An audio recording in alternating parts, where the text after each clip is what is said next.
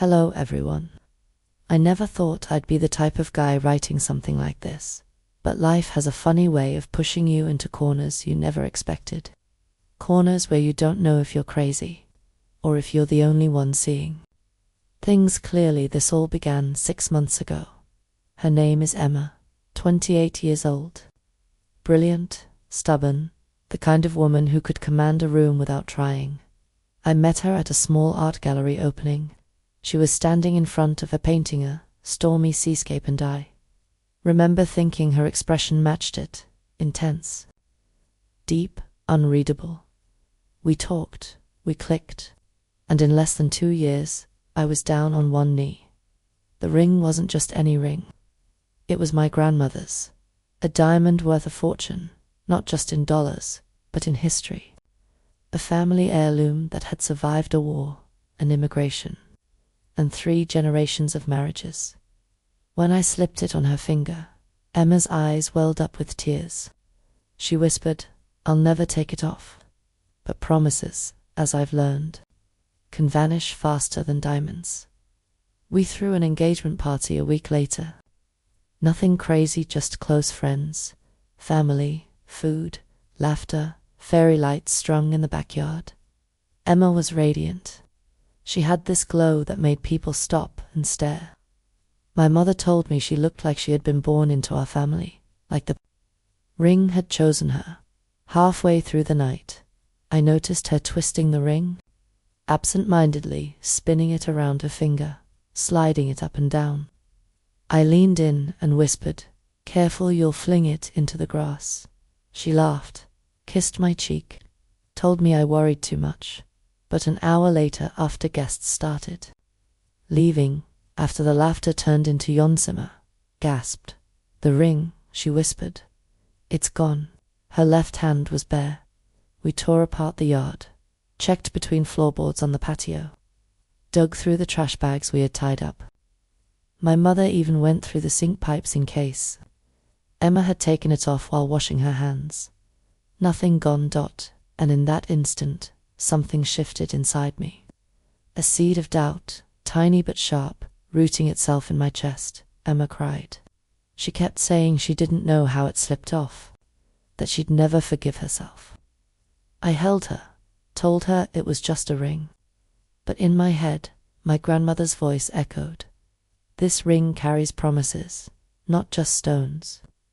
That night, I didn't sleep. The next morning, I tried to be logical. Rings slip. People lose things. It happens. But Emma wasn't careless. Not with jewelry. She polished earrings after every wear. She had a little velvet box for her necklaces. And this was $1 million ring, give or take. Over breakfast, I asked, "Are you sure you didn't take it off?" She froze, her coffee halfway to her lips. "Why would I take it off?" "I don't know. Maybe you were worried it would fall. Maybe you think I lost it." Her voice cut sharp. "That's not what I said." "But it's what you meant," she snapped, slamming the mug down so hard, coffee splashed. That was the first real fight we had about it. But it wouldn't be the last. Over the next week, the house turned into a crime scene. We searched everywhere, under cushions, in vents, in the vacuum bag. I even hired a professional with a metal detector to comb the backyard. Nothing, but then came the first real crack. One night, I woke up around 2 a.m. Emma wasn't in bed. I padded into the living room and found her on the couch, whispering urgently into her phone. The second she saw me, she ended the call, slid the phone under a pillow like a guilty teenager. "Who was that?" I asked. "No one," she said too quickly. "Go back to sleep." I wanted to believe her. God, I did. But the seed of doubt sprouted roots. Days turned into weeks. Still no ring. Emma started avoiding questions. When my grandmother asked to see her left hand, Emma laughed it off, saying she didn't want to flash it around before the wedding. But I saw her jaw tighten, her eyes dart away. Then there was the money. Emma's job was fine. Shit, worked in marketing. But suddenly her spending spiked. New clothes, spa appointments, a handbag that cost more than my mortgage payment. I asked, "Everything okay with your finances?" She smiled, too sweet. "Of course. Why? You've been spending a lot." Her eyes hardened. "Are you keeping tabs on me now?" It wasn't the words. It was the way she said them, like I had. Caught her hand in the cookie jar. I tried to shake it off. But then I noticed something else. Her phone. She never used to hide it. She'd leave it on the counter while cooking, face up. But now, face down. Always locked. Always with her. She even carried it into the bathroom one night, while she showered. I picked it up. My thumb hovered over the screen. Wrong. I knew it was wrong. But suspicion is a poison you drink, it even when you know it'll burn. Her phone had a new password. She'd changed it. When she came out of the shower, steam curling around her hair, I asked casually, "Why'd you change your password?" She froze, just a second too long, then smiled. "Work policy. Security stuff." A reasonable excuse, too reasonable. That night, I lay in bed staring at the ceiling, my mind racing. The seed of doubt had grown into a tree, its branches filling every thought. Did she sell it? Did she give it to someone? Was it even missing? Or was it gone by design? Then came the message that cracked everything open. It was a Thursday. Emma was at work. I was at home, cleaning the living room. The tablet on the coffee table buzzed our shared iCloud, syncing her texts. She must have forgotten. A message popped up. From S, it read, "Any luck getting him to talk about the money?"